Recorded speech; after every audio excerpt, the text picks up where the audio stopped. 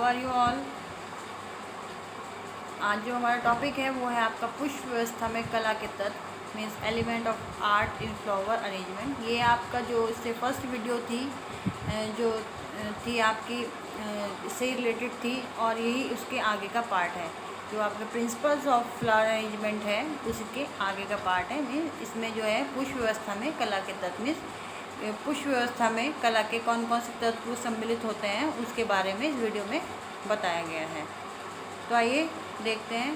First आपने पढ़ा था, अब है आपका ये इसमें पॉइंट बी समवर्ती रंग योजना।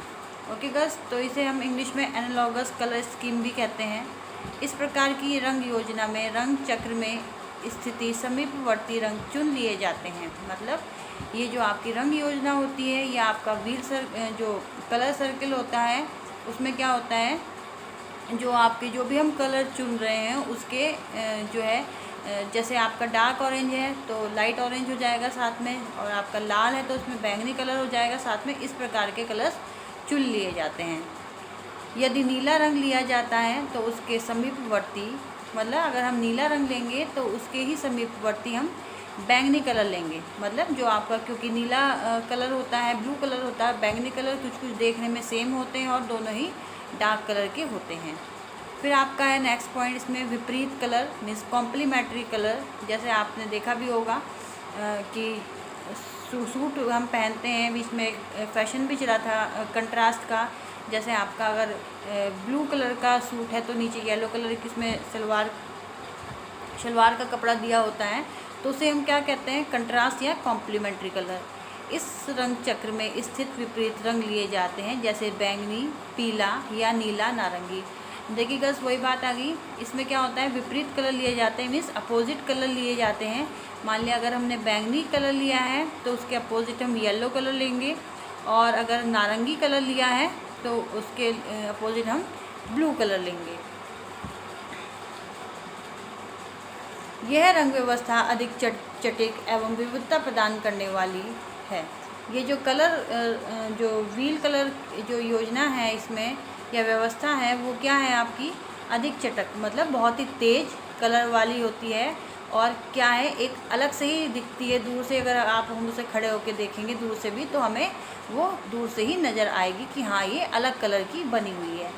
त्रिभुज ट्रायड एक बहुरंगीय पॉलीक्रोमेटिक रंग व्यवस्था भी पुष्प विन्यास में प्रयोग की जाती है। मतलब ये इसमें ये एक रंग व्यवस्था बताई गई है और उसके कलर वो बताया गया है क्या जो है त्रिभुज मतलब ट्रायंगल शेप में बनाइए या बहुरंगीय, मतलब इसमें बहुत सारे कलर्स अलग अलग कलर की जो पुष्प व्यवस्था का विन्यास या फिर कह लीजिए पुष्प व्यवस्था जो है अलग अलग कलर्स से भी हम डेकोरेशन कर सकते हैं।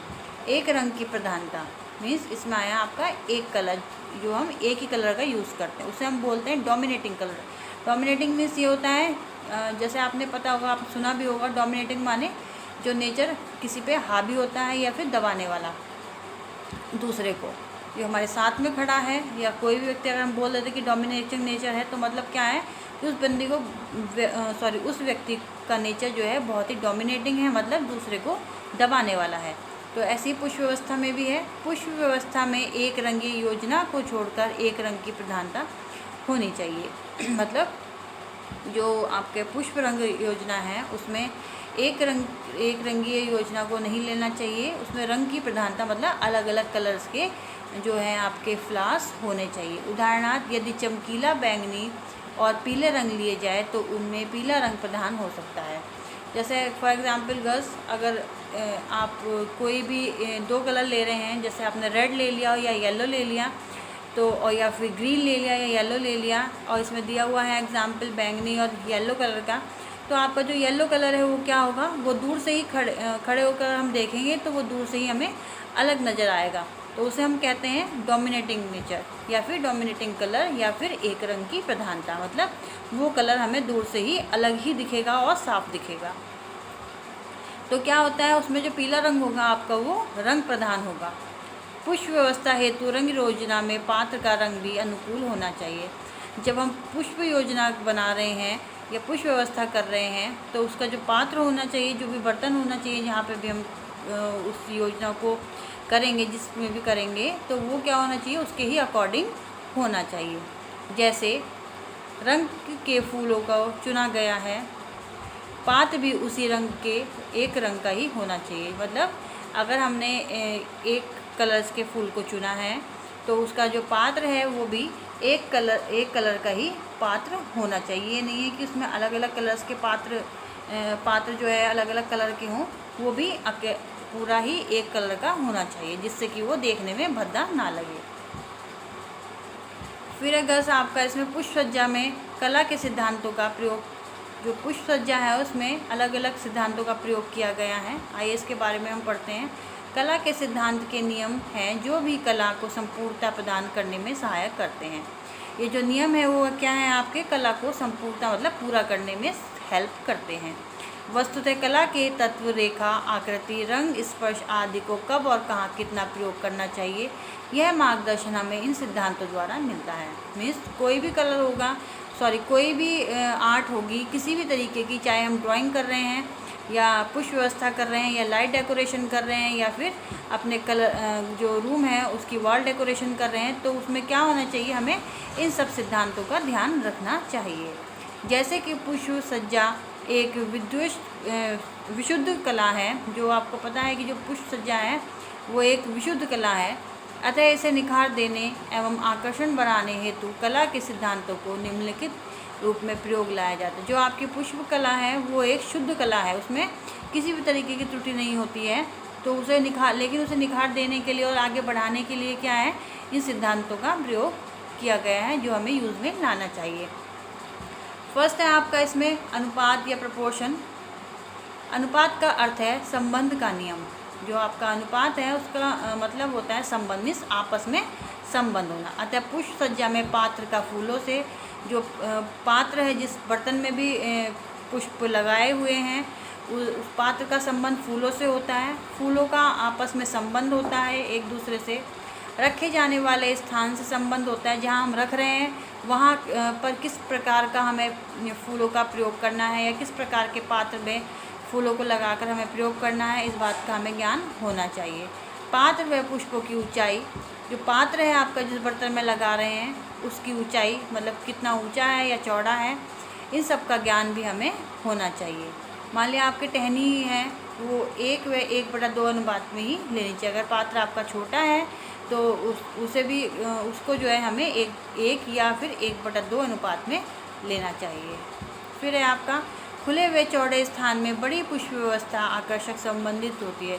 अगर आपका खुला स्थान होगा, कहीं आप खुले में फूलास डेकोरेशन कर रहे हैं तो वहाँ पे बड़े बड़े फूलों का डेकोरेशन अच्छी लगेगी, जबकि छोटे स्थान पर छोटी ही व्यवस्था अच्छी लगेगी।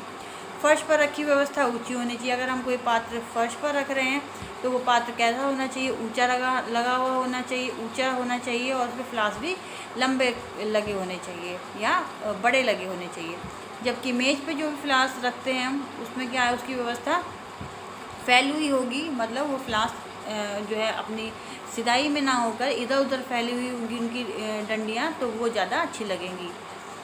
फिर आपका विभिन्न भागों में मध्यम सूक्ष्म संबंध, जैसे पत्तियों का फूलों से, इसमें जो है विभिन्न जो है जो क्योंकि प्रपोर्शन है एक दूसरे संबंध है आपस में, तो आपके इसमें जो पत्तियों का फूलों से कनेक्शन होता है, टहनियों अथवा टहनियों की दूसरी टहनियों से होता है और फूलों से दूसरे फूलों का अनुपात पर निर्भर करता है। अनुभवी आंखों द्वारा इसे बिना किसी विशेष व्यवस्था में बनाए रखा जाता है, किंतु सीखने वाले इस सिद्धांत से पालन में आरंभ में मेहनत करनी पड़ती है।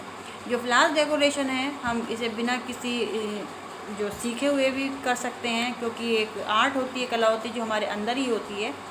तो घर को संवारना, सुंदर बनाना, ये सब एक जो है गृहिणी की विशेषताएं होती हैं और फ्लावर डेकोरेशन भी उसी के अंतर्गत आता है। तो इसमें क्या है कि कोई ज़रूरी नहीं है कि हमें इसका एक्सपीरियंस हो बहुत ज़्यादा या हमने इसकी कहीं पे डिग्री ली हो, इसे हम अपने अनुभव से भी कर सकते हैं। और जो सीखने वाले सिद्धांत हैं उसमें आरंभ में क्या होता है, थोड़ी सी मेहनत करनी पड़ती है, फिर हमें अपना आप ही नॉलेज होती चली जाती है। तो गर्ल्स आपकी इस वीडियो में आज का इतना ही था।